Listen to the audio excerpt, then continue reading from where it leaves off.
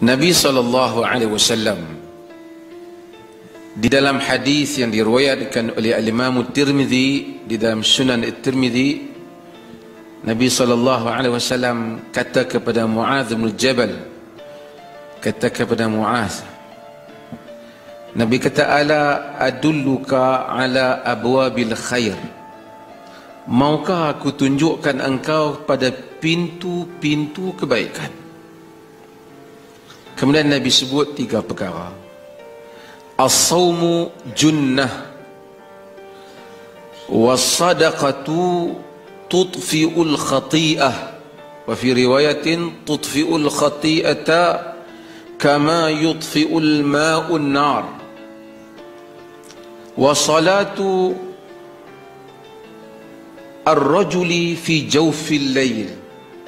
Kemudian Nabi baca, tatajafa junubuhum 'anil madaji'i yad'una rabbahum khaufan wa tama'a wa mimma razaqnahum yunfiqun. Nabi sebut dalam hadis ini, Nabi kata, maukah aku tunjukkan kepada engkau pintu-pintu kebaikan? Tanya Muaz. Kemudian Nabi sebut 3 perkara. Nabi kata, as-sawmu junnah, puasa itu junnah, puasa itu benteng. Sebab tu kita sebut jannah, jannah maksud jan. Falamma janna alaik, apabila dia jan ni sebab kita sebut jin. Jin tak nampak, benda kita tak boleh nampak jin, kan sebab tu orang gila, abika jinnah, majnun, sebab apa? Pasal dia tertutup akal dah. So orang panggil Laila majnun, Laila gila. Nabi kata as-sawmu junnah, puasa itu benteng. Dia membentengi kita. Bila kita puasa, hari demi hari dia membentuk jiwa kita jadi lebih lunak, lebih cenderung kepada ibadah, lebih baik, lebih rasa dengar ayat Quran rasa lebih nak ingat, istighfar rasa lebih masuk dalam jiwa, sebut subhanallah lebih dekat. Tarbiyah puasa. Sebab itu dalam riwayat Al-Hakim dalam Al-Mustadrak, diriwayatkan juga Al-Imam Al-Baihaqi, Nabi SAW aminkan kepada 3 benda yang Jibril sebut, kan? Ba'uda man adraka Ramadan falam yughfar lah. Jauhlah daripada rahmat Tuhan orang yang mana dia dapat masuk Ramadan, mencapai ataupun mendapati Ramadan tapi dia tak dapat keampunan. Kalau kita ada satu tawaran, orang kata, tuan-tuan pernah tengok saya selalu sebut, orang perempuan lah, orang perempuan sini tak terlibat lah, ada tudung, tak tahu seketika mereka gila tudung, jual tudung murah, punya beratok, saya pun tak tahu, bukan free, kena beli juga, tapi ada diskaun, punya lah, ya Allah, sampai sanggup tidur tepi jalan tu. Kita pun tak tahu, dan tak boleh fikir tengok orang Melayu semua, bukan 10 orang, 100 orang kau pakai tudung tu jadi segak sangat ke apa, kita pun tak tahu. Sebab pasal apa beratok ni? Ada tawaran Allah, dan orang yang boleh dapat tawaran, kita pergi makan di mana-mana dapat diskaun, kita ambil borang diskaun, kita simpan, kita bagi tahu ke isteri kita, jangan bagi hilang, esok nak main lagi.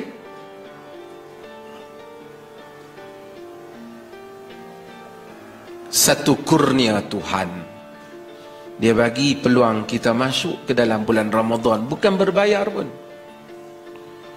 untuk dia lebihkan segala amalan salih yang kita lakukan. Syukur. Tak tahu tahun depan dan ke tak. As-sawmu junnah, was-sadaqatu tudfi'ul khati'ah, dan sedekah memadamkan dosa. Dalam sebagian riwayat dia kata kama yutfi'ul ma'u an-nar, Macam mana air memadam api, macam tu sedekah memadam dosa. Sebab tu kita kalau rasa macam Tuhan marah kita, ada salah kita buat, kita sedekah. Orang dulu-dulu lah dia sebut, tapi dia tak tahu, ada rasa tak elok je dia bagi pisang kat masjid. Tapi tak, iyalah, tapi mungkin maksud dia nak bagi sedekah lah. Dia kata mimpi tak elok, pergi bagi pisang kat masjid. Tapi dari segi dia mungkin tak faham. Maksudnya sedekah. Sedekah ni, tadi Nabi kata puasa, sedekah memadamkan dosa. Kadang-kadang sedekah ni bukan mesti ada 100-200. Kita bagi. Kita. Kadang-kadang orang jumpa tepi jalan, minta kita. Kita tengok, badan duk sihat lagi minta. Padahal dia minta. Wa ammas sa'il fala tanhar. Orang minta tu sudah ketengking. Dia tipu dia dengan Tuhan lah, tapi kita pun tak mau kena tipu. Kalau kita bagi RM1 dekat dia pun, tak miskin kita pun. Macam itulah apabila kita minta, tengok, cari. Sebab tu tuan-tuan, ada kesusahan, ada rasa Allah marah kat kita, ada rasa tak kena dosa kita buat, pergi sedekah. Pergi sedekah. Sebab tu sebahagian orang-orang saleh dahulu, bila antara petua mereka untuk menyembuhkan orang-orang yang sakit, adik-beradik dia ke apa, dia ke, disuruh sedekah. Mudah-mudahan jika sakit itu kerana kifarah Tuhan di atas dosa, kalau kerana itu, sedekah memadamkan dosa. Maka bulan-bulan Ramadan, Nabi sedekah, sangat pemurah. Kita juga bersedekah. Sedekah ni dua, satu sedekah yang wajib, zakat, satu sedekah yang tatawwu', yang tu yang kita bagi. Ni bulan-bulan puasa ni kesempatan bagi orang buka puasa. Bukan banyak pun bagi orang buka puasa. Kan, man fattara sa'iman kana lahu mithlu ajri sa'im min ghairi an yanqusa ajru sa'imin syai'an. Siapa yang bagi orang berpuasa, bagi dia dapat pahala macam orang puasa. Bukan nak main dah. Masjid ni ada berapa orang buka puasa? 20 orang. Boleh bagi 20 orang. Bukan nak sedih bagi 20 orang. Kita duit tak banyak, setakat seorang boleh bagi. Saya kata duit tak banyak, saya seorang yang boleh bagi. Pergi beli satu benda, letak kat masjid, seorang buka puasa. Sekurang-kurangnya dapat pahala macam dia. Pahala dia tak kurang, Nabi kata. Tapi seorang tampak pahala kita, cumpuk pahala dia. Perkara yang ketiga yang kita buat bulan puasa, Nabi kata salatul rajuli jawfil lail. Semayang salat satu orang di pertengahan malam. Tuan-tuan dan perempuan sekalian, saya sebut yang ni berulang kali untuk diri saya lah, dan tuan-tuan juga. Banyak orang selalu kalau ada masalah nak pergi cari orang tu nak abang, nak pergi orang tu nak mengadu, kononnya boleh menyelesaikan masalah. Manusia yang kita adu ni, siapa pun dia lah, sama ada daripada orang sekecil-kecilnya sebagai maharaja ke, raja ke, presiden ke, apa pun, dia belum tentu boleh menyelesaikan masalah kita. Bahkan belum tentu dia boleh menyelesaikan masalah dia sendiri. Tapi Tuhan bagi petua, main jumpa aku, dan kita salat semua ni menghadap dia. Tapi ada waktu yang mana dia jadikan siapa yang menghadap dia ketika itu, dia nak dengar betul-betul doa orang itu. Bila tu? Separuh ataupun 1/3 malam yang akhir. Yang inilah yang kita ditarbiah pada bulan Ramadan supaya bangun sahur. Wabil ashari hum yastaghfirun. Pada waktu sahur mereka beristighfar. Sebab tu saya duk peringat diri saya dan semua, janganlah waktu sahur tu lah, masa tu lah nak bersiang ikan lah, masa tu lah nak masak, masa tu lah teringat nak makan nasi ya. Makan masa buka puasa tadi siap, masa tu ambil masa solat. Makan kurma, makan ringan-ringan, makanlah siap awal-awal lah sebelum bangun solat. Nabi baca tatajafa. Besok kita hari apa? Hari Jumaat kita baca surah Sajdah kan. Tatajafa junubuhum 'anil madaji'i yad'una rabbahum khaufan wa tama'a wa mimma razaqnahum yunfiqun. Tatajafa yakni renggang, junubuhum ni lambung gini, renggang lambung mereka daripada tempat tidur mereka. Maksudnya time orang tidur mereka bangun salat. Tatajafa junubuhum an madaji'ihi